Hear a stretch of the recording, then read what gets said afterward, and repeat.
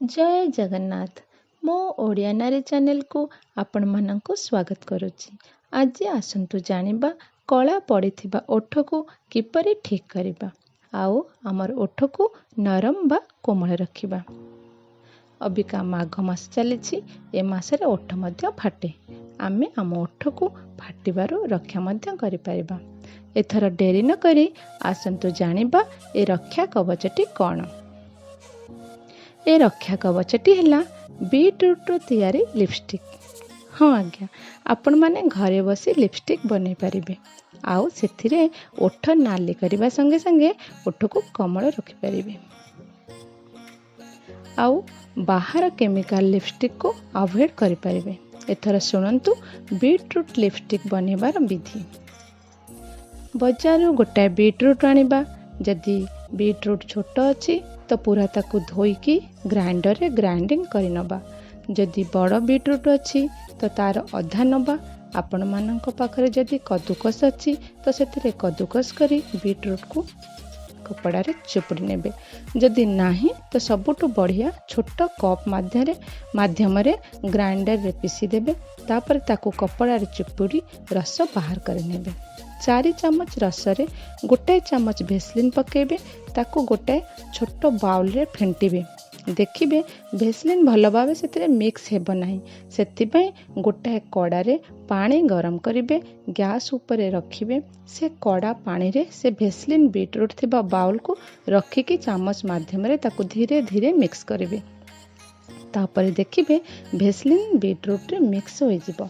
भल भावे मिक्स हैला परे पात्रटी को बाहर को नहीं आसिबे।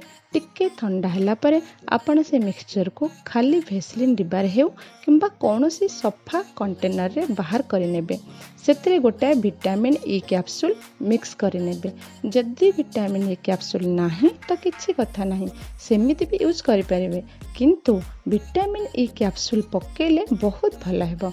Vitamin E capsule medical store रे बहुत इजी रे मिले जिवो। तार कॉस्ट भी बहुत कम, समथिंग 30 पाखापाखि हेबो।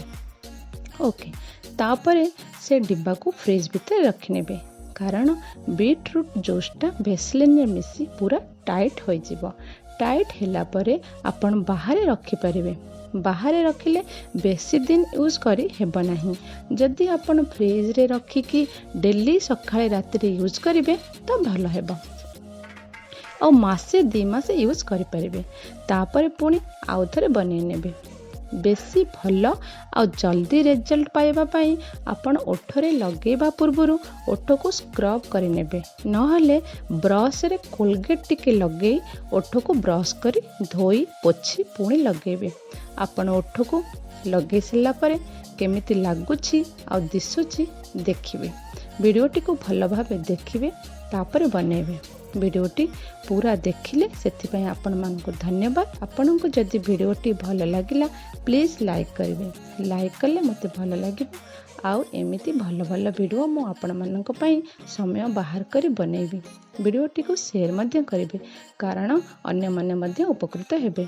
आउ जो माने ओडिया नारी चैनल को सब्सक्राइब करि नाहंती प्लीज सब्सक्राइब करंतु। आउ तळे थिबा घंटीटी को बजै दियंतु।